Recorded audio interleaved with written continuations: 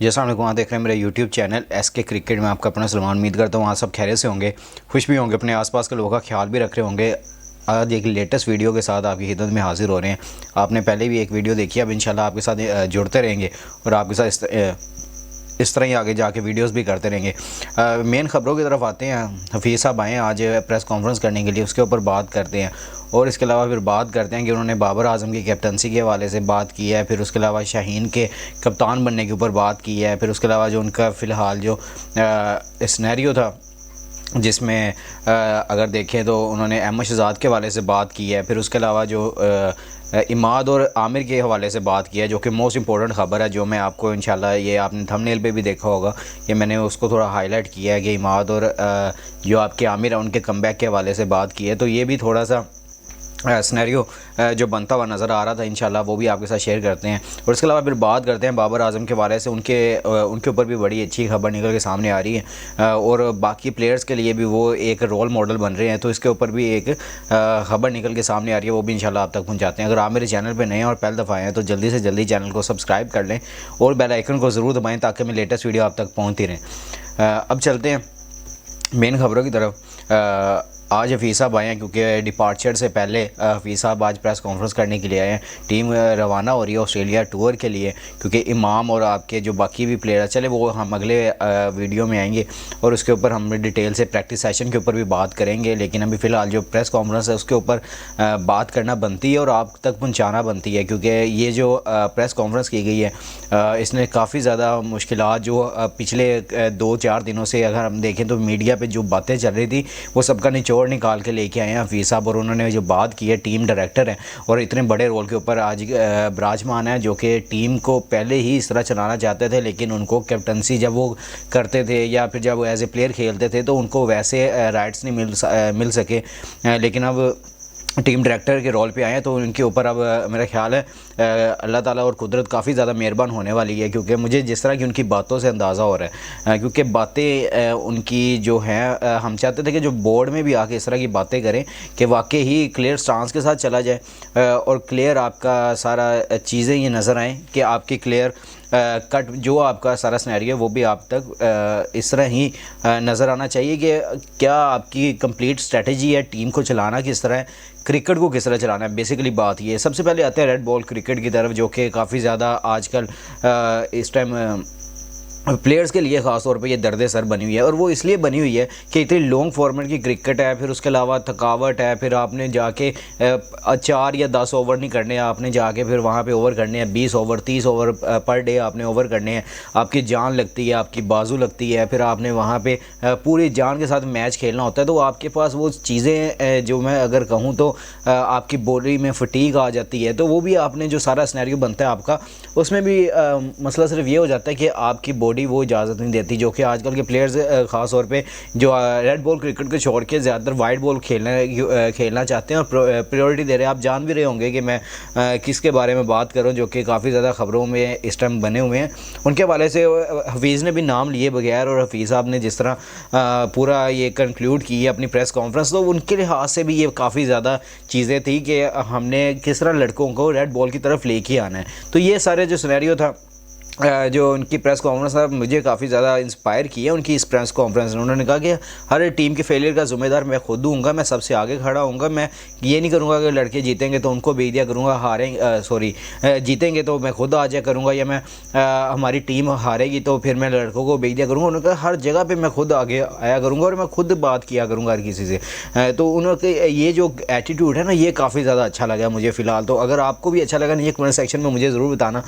लेकिन अभी फ़िलहाल अब हम आते हैं थोड़ा बाबर आजम कैप्टनसी के हवाले से। बाबर आजम कैप्टनसी के हवाले से बात करते हैं। तो बाबर आजम ने जिस तरह आपको पता है कि कैप्टनसी उनकी गई है, उनके बारे में सवाल पूछा गया हफीज़ साहब से कि क्या उनका रोल है टीम में और किस तरह का उनका बिहेवियर है बाकी टीममेट्स के साथ। तो उन्होंने कहा कि आउटस्टैंडिंग बिहेवियर है और जिस तरह वो लड़कों के साथ जुड़ के काम कर रहे हैं, उनके साथ बैटिंग कर रहे हैं, पूरी टीम को जेल करके रखा हुआ है। तो वो कह रहे हैं कि कोई उनके ऊपर प्रेशर नहीं है। अब प्रेशर हट गया तो एक अच्छे बैट्समैन के तौर पर वो नज़र आएंगे।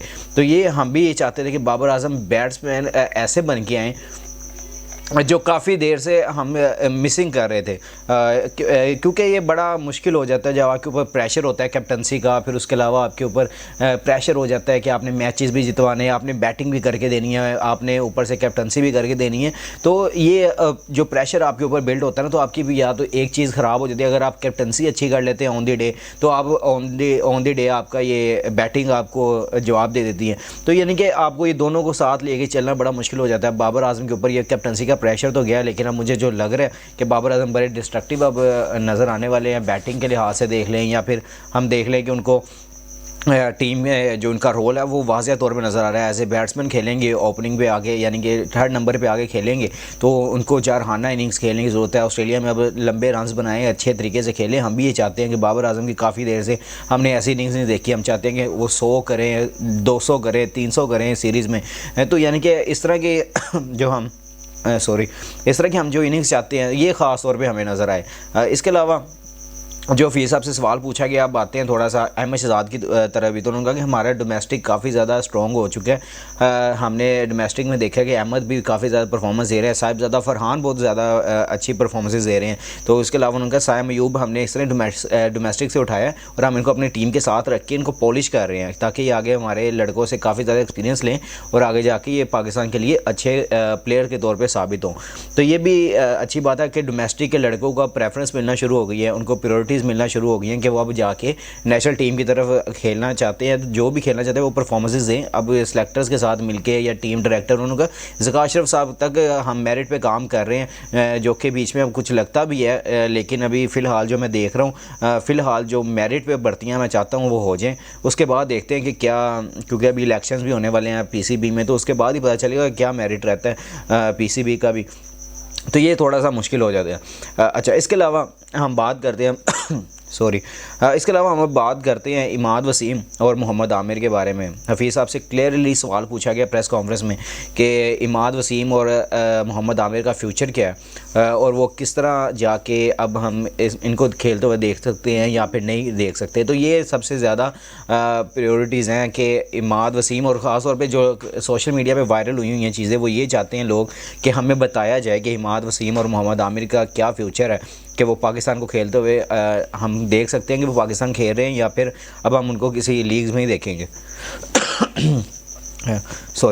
अच्छा, हम बात कर रहे थे इमाद वसीम और मोहम्मद आमिर के बारे में। तो मोहम्मद आमिर ने, हफीज़ साहब ने कहा कि मैंने खुद बात की है इमाद वसीम से। उन्होंने कहा कि पहले मैंने कॉन्ट्रैक्ट के लिहाज से बात की थी, मैंने कॉल की उनको कि उनके साइन नहीं हुए थे, तो मैंने उनको कॉल की है साइन करें। उन्होंने कहा मैं 2 दिन तक कर दूंगा। फिर उस 2 दिन तक उन्होंने एक मैसेज किया कि जो भी उनसे उन्होंने साइन नहीं किए। फिर उसके अलावा हफीज़ साहब कहते हैं मैंने उनसे बात की है कि इमाद वसीम आप हमारे आगे लॉन्ग टर्म प्लान का हिस्सा हैं, आप न्यूजीलैंड सीरीज़ के लिए अगर अवेलेबल है तो आप अपनी रिटायरमेंट वापस लें। फिर उसके अलावा जब दूसरी तरफ देखें तो उन्होंने उनसे कहा गया कि आप हमारे वर्ल्ड कप का भी पार्ट का हिस्सा हो सकते हैं, आप नीचे डोमेस्टिक में जाएं, वहाँ परफॉर्मेंसेस दें, आप उसके अलावा कंसीडर किए जा सकते हैं। तो उन्होंने कहा कि मैं आपको सोच के बताऊंगा।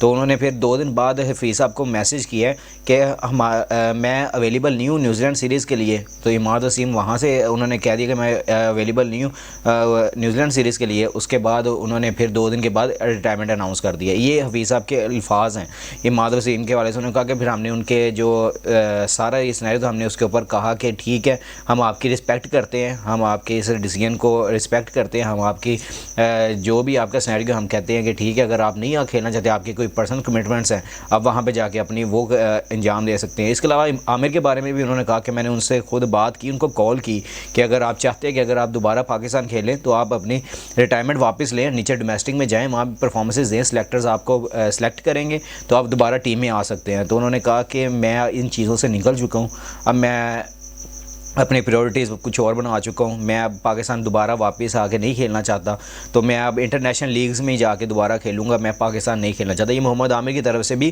क्लियर कट उन्होंने जवाब दे दिया कि मैं अब नहीं खेलूँगा। तो यानी कि इमाद वसीम, और मुझे जहाँ तक लगता है अभी इमाद वसीम और मोहम्मद आमिर का पत्ता कट चुका है। अब वो बहुत मुश्किल है कि वो पाकिस्तान की तरफ से खेलते हुए नज़र आएंगे, क्योंकि उन्होंने अपने आप को बिल्कुल ही साइडलाइन कर लिया है, लीग्स की तरफ ध्यान दे लिया उन्होंने। अब उन्होंने कोई पाकिस्तान की तरफ से सोचा है कि अब उन्होंने नहीं खेलना। तो ये हफीज़ साहब ने आज क्लियर कट हफीज़ उनका इमाद और आमिर के बारे में भी बता दिया। अब चलते हैं थोड़े बाबर आजम की तरफ। बाबर आजम ने नीचे डोमेस्टिक, अब जो कि अब डोमेस्टिक तो चल रही है, डोमेस्टिक में तो नहीं खेले वो, लेकिन उससे पहले अब वो ऑस्ट्रेलिया टूर पे जा रहे हैं, तो उनके लिए जो बिग बैश की तरफ से बड़ी कमिटमेंट्स कर दी गई थी, और उनके लिए जो एक नुमान नियाज़ साहब, आपको पता होंगे कि वो काफ़ी बड़े जर्नलिस्ट, स्पोर्ट्स जर्नलिस्ट, उन्होंने कहा कि बाबर आजम रिजेक्टेड 4,50,000 ऑफ़र, यानी कि डॉलर्स में उन्होंने ये offer from BBL claims doctor Numan Niazi. तो ये नुमान नियाज़ साहब ने बड़ी किया कि BBL की तरफ से उनको एक फ्रेंचाइज कोई लेना चाह रही थी, लेकिन बाबर आजम ने उनको टुकरा के अपनी मुल्क को प्रायोरिटी दी है। उन्होंने कहा कि मैं पाकिस्तान खेलना चाहता हूँ, और ऑस्ट्रेलिया टूर पे वो जा रहे हैं। तो हालांकि BBL भी वहाँ पे ऑस्ट्रेलिया में ही होनी है, लेकिन उससे पहले वो वहाँ से जाके वो BBL नहीं खेलेंगे, जाके ऑस्ट्रेलिया टूर के, यानी कि ये कमिटमेंट होनी चाहिए खेल के लिए, अपने मुल्क के लिए। जो आप चाहते हैं कि हमारे मुल्क, यानी कि हम अपने मुल्क को प्रायोरिटी दें, तो ये कमिटमेंट होनी चाहिए। बाबर आजम जिस तरह पाकिस्तान के लिए कैप्टनसी के तौर पे करते आए हैं, उन्होंने पाकिस्तान के लिए काफ़ी ज़्यादा सर्विसेज दी हैं। एज ए कैप्टन मैं अगर कहूँ तो ये गलत नहीं होगा। तो जिस तरह हम चाहते हैं कि उन्होंने जिस तरह पूरे अपने पैशन के साथ क्रिकेट को सर्व किया एज ए कैप्टन, अब हम चाहते हैं कि एज ए बैट्समैन भी वो वैसे ही रोल प्ले करते हुए हमें नज़र आएँ, जिस तरह पिछले काफ़ी सालों से वो एज ए बैट्समैन अपने आप को मनवाते हुए आए हैं। अब बैट्समैन के तौर पे वो आगे हैं, और हम चाहते हैं ऑस्ट्रेलिया टूर उनके लिए इतना कामयाब हो कि हम इसमें इतना ज़्यादा एंजॉय करें। तो ये आज की ये वीडियो थी। इंशाल्लाह नेक्स्ट वीडियो में आ रहे हैं हम प्रैक्टिस सेशन के ऊपर भी बात करने जा रहे हैं। प्रैक्टिस सेशन कंप्लीट हो चुका है आज का भी, तो इसके बाद अब और भी खबरें हैं वो भी आपकी खिदमत में लेके हाजिर होती हैं। अगर आपको मेरी वीडियो पसंद आई है तो जल्दी से जल्दी लाइक, शेयर और कमेंट्स कर दिया करें, और जिस भाई ने अभी तक चैनल को सब्सक्राइब नहीं किया वो जल्दी से जल्दी चैनल को सब्सक्राइब कर लें, और बेल आइकन को ज़रूर दबाएँ ताकि मेरी लेटेस्ट वीडियो आप तक पहुँचती रहे। इंशाल्लाह मिलते हैं नेक्स्ट वीडियो में। अल्लाह हाफ़िज़।